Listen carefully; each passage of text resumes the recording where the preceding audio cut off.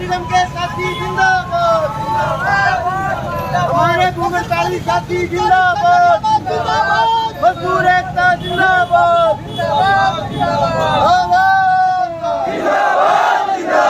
मजदूर कर्मचारी एकता जिंदाबाद, CITU जिंदाबाद, नगर पालिका कर्मचारी संघ हरियाणा जिंदाबाद, कर्मचारी संघ हरियाणा के बहादुर साथियों और CITU के सिपाही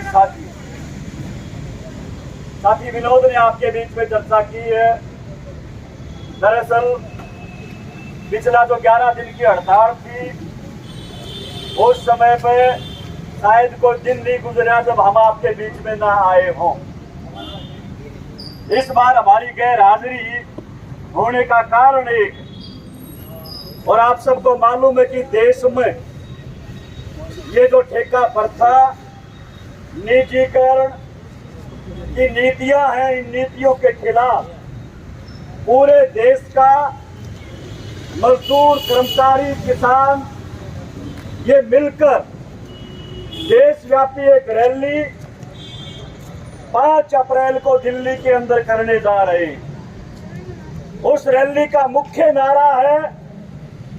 देश को बेचना बंद करो, निजीकरण पे रोक लगाओ और देश के अंदर तमाम कच्चे कर्मचारियों को स्थायी कर्मचारी का दर्जा दो। जब तक वो कच्चे कर्मचारी पक्के नहीं होते, तब तक पूरे देश के अंदर 26,000 रुपए वेतन निर्धारित किया जाए। सामाजिक सुरक्षा की जो गारंटी इस देश के मजदूर ने, कर्मचारी ने लड़के हासिल की थी, देश की सरकार 4 लेबर कोड 29 पुराने श्रम कानूनों को बदलकर जो 4 लेबर कोड लेके आई है, उन 4 लेबर कोड को रद्द किया जाए, क्योंकि ये लेबर कोड देश के मजदूरों के लिए, कर्मचारियों की सुरक्षा के लिए नहीं है। ये लेबर कोड टाटा, बिरला, अंबानी, अडानी, इस देश के जो पूंजीपति हैं, उनके मुनाफे की गारंटी के लिए बनाए गए हैं। वो लेबर कोड अगर लागू होते हैं इस देश के अंदर, तो इस देश का मजदूर, इस देश का कर्मचारी, चाहे कच्चा हो पक्का हो, वो तमाम लोग बड़ी बड़ी कंपनियों के, बड़े बड़े धन्ना सेठों के, सरकार के लोगों के, अधिकारियों के गुलाम बन के रह जाएंगे। क्योंकि उन लेबर कोड के अंदर आज जो समान काम,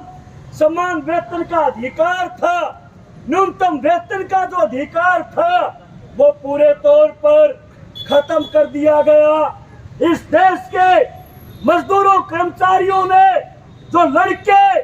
कानून बनवाया था, पूरी दुनिया के अंदर 1886 में जो शहादतें दी थी, इस देश के मजदूर ने 8 घंटे ड्यूटी के लिए कुर्बानियां देके जो कानून बनवाया था, आज उन लेबर कोड के अंदर 8 घंटे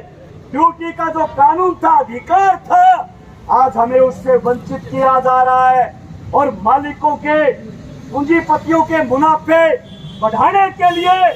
बिना ओवर टाइम दिए 12 घंटे, 14 घंटे काम लिए जाने का प्रबंध किया जा रहा है। इतना भर नहीं है, देश के अंदर ट्रेड यूनियन एक्ट 1926 में बना था, यानी देश के मजदूरों ने,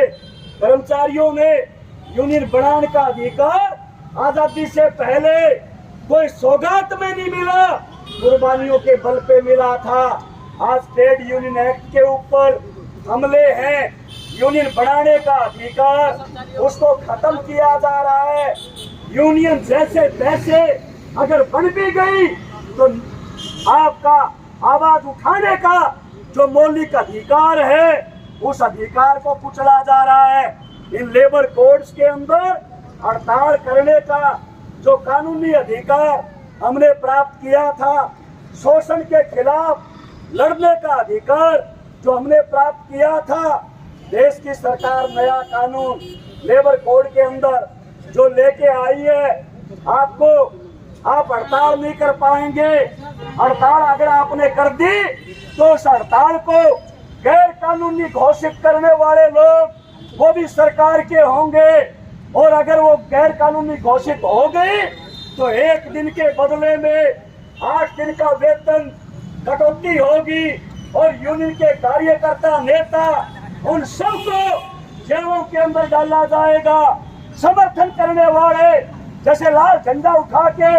आपके आंदोलन का अभी समर्थन करने के लिए हम आए हैं, सीटों की तरफ से समर्थन करने वाले लोगों को भी नहीं बख्शा जाएगा। उनके खिलाफ भी FIR होंगी, उनकी भी सजाएं होंगी। इसलिए दोस्तों भाइयों, ये जो आज हमला है देश के स्तर पर, ये हमला काफी गहरा है। ये हमला बाकायदा सोची समझी साजिश के तहत इस देश के मजदूर को, किसान को, कर्मचारी को,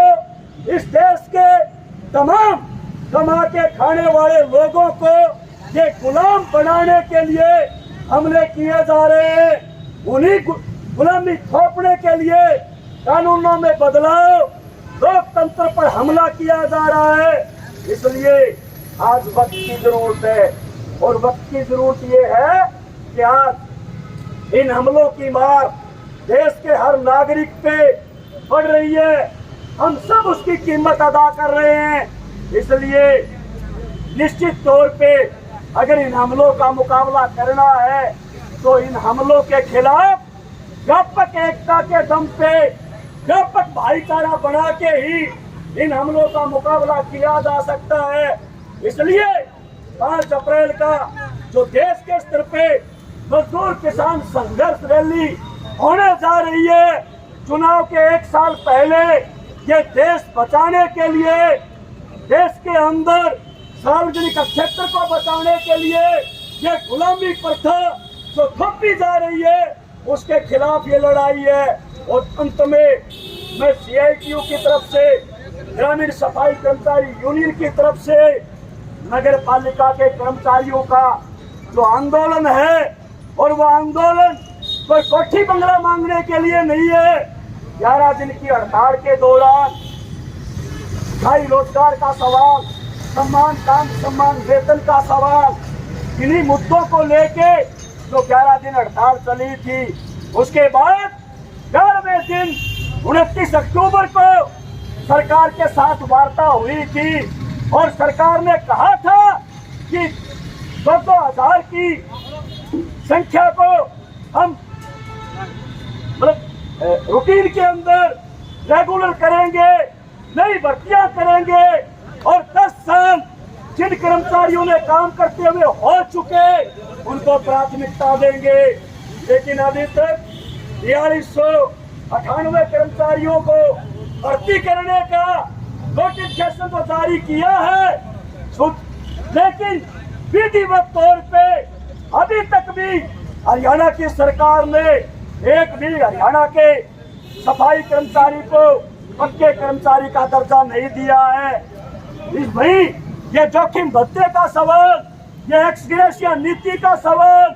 ये तमाम जो सवाल थे, सम्मान काम सम्मान वेतन का सवाल, जो सरकार ने हाँ की थी कि जैसे ही जल्दी हम इसका समाधान करेंगे, मांगों को लागू करेंगे, लेकिन लागू नहीं किया। मजबूरीवश आज फिर आप लोगों को सड़कों पे उतरना पड़ा है, और हम CITU की तरफ से सरकार से मांग करते हैं कि आपके साथ 29 अक्टूबर को जो नगर निकाय मंत्री ने समझौता किया था, उस समझौते को तुरंत प्रभाव से लागू किया जाए। 4 अप्रैल तक आपकी यह कर्मी कंसन पूरे हरियाणा के अंदर हर नगर पालिका नगर निगम के दफ्तर के सामने है। निश्चित तौर पे अपने मांगों को लेके जो समझौता हुआ था उसको लागू करवाने के लिए आप जो भी रणनीति तय करेंगे, CITU कंधे से कंधा मिला के आपके साथ चलेगी, आपके हर आंदोलन में आपका साथ रहेंगे। शुक्रिया, धन्यवाद।